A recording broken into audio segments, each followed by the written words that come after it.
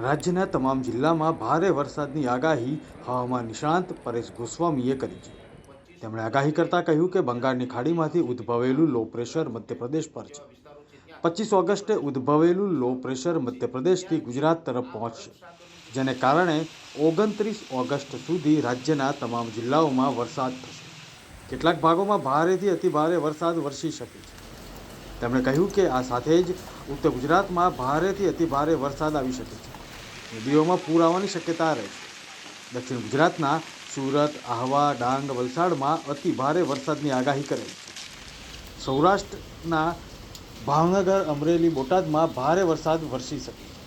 આ તરફ જામનગર, દેવભૂમિ દ્વારકા, પોરબંદરમાં વરસાદની આગાહી કરવામાં આવી છે. કચ્છમાં ભારેથી અતિ ભારે વરસાદ આવી શકે છે. ગુજરાતમાં છેલ્લા કેટલાક દિવસોથી ત્રણ સાયક્લોનિક સર્ક્યુલેશન સિસ્ટમ એક્ટિવ થતાં જ ભારે વરસાદ વરસી રહ્યો છે. ગુજરાતના કેટલાક જિલ્લાઓમાં રેડ એલર્ટ જાહેર કરવામાં આવ્યું છે. અત્યાર સુધીમાં વલસાડ, વાપી પંથકમાં ભારે વરસાદ ખાબકતા જ્યાં જુઓ ત્યાં પાણી જ પાણી દેખાઈ રહ્યું છે. મોટી સંખ્યામાં લોકોએ સુરક્ષિત સ્થાનોએ ખસી જવાની ફરજ પડી. ભારે વરસાદને પગલે નદીઓમાં ઘોડાપૂર આવ્યા છે.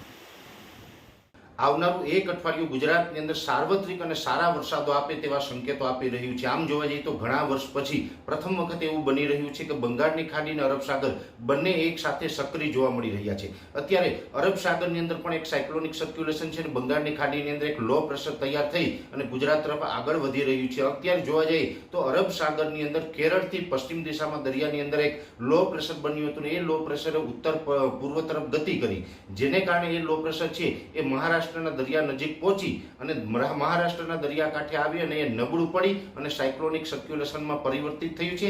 અત્યારે એ સાયક્લોનિક સર્ક્યુલેશન છે એ ખંભાતના અખાત આસપાસ છે અને ધીમે ધીમે હવે આજથી એટલે કે 22, 23 અને 24 તારીખ એમ 3 દિવસ સુધી દક્ષિણ ગુજરાત અને ભાલ વિસ્તાર છે અથવા તો જે સૌરાષ્ટ્રના કાંઠા વિસ્તારો છે, દરિયા કિનારેના જિલ્લાઓ છે, જેમાં અમરેલી, ભાવનગર, ગીર સોમનાથ, જૂનાગઢ જેવા વિસ્તારો, બોટાદ, આ તમામ વિસ્તારોને સારા વરસાદો આપે તેવી શક્યતાઓ છે. એ સાથે જોવા જઈએ તો અત્યારે જે બંગાળની ખાડીનું લો પ્રેશર આવી રહ્યું છે એ લો પ્રેશર છે એ ઉત્તર પશ્ચિમ તરફ ગતિ કરી રહ્યું છે અને એ લો પ્રેશર છે એ ધીમે ધીમે લગભગ 24 અથવા તો 25 ઓગસ્ટે ગુજરાતની નજીક આવશે, એટલે કે દાહોદ, ગોધરા, છોટાઉદેપુર જેવા વિસ્તારો છે ત્યાં મધ્યપ્રદેશ બોર્ડર લાગુ વિસ્તાર ઉપર પહોંચશે. ત્યારે જે આ અરબ સાગરનું જે સાયક્લોનિક સર્ક્યુલેશન છે નબળું પડી અને સિયર ઝોનમાં પરિવર્તિત થઈ અને બંગાળની ખાડીનું જે લો પ્રેશર આવી રહ્યું છે તેની સાથે મર્જ થઈ જશે અને આ બંને સિસ્ટમો મર્જ થશે એટલે એક મજબૂત વેલમાર્ક લો પ્રેશર અને યોગ્ય હવામાન મળે તો કદાચ એ ડિપ્રેશનની કેટેગરી સુધી પણ જઈ શકે છે. અને આ જે વરસાદની સિસ્ટમ છે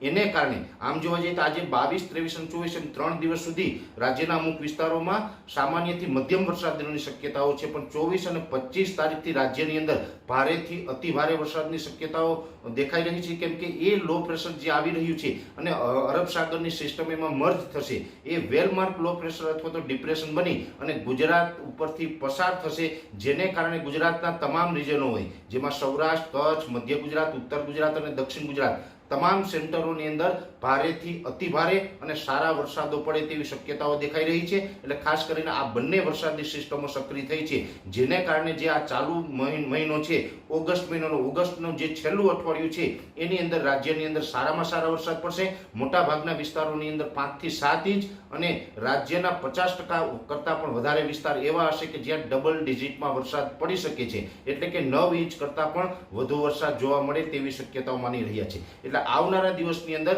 અરબ સાગર અને બંગાળની ખાડીની બંને સિસ્ટમોની અસરથી રાજ્યમાં સારા વરસાદ અને ભારેથી અતિ ભારે વરસાદ નોંધાય તેવી શક્યતા હાલ અમને દેખાઈ રહી છે.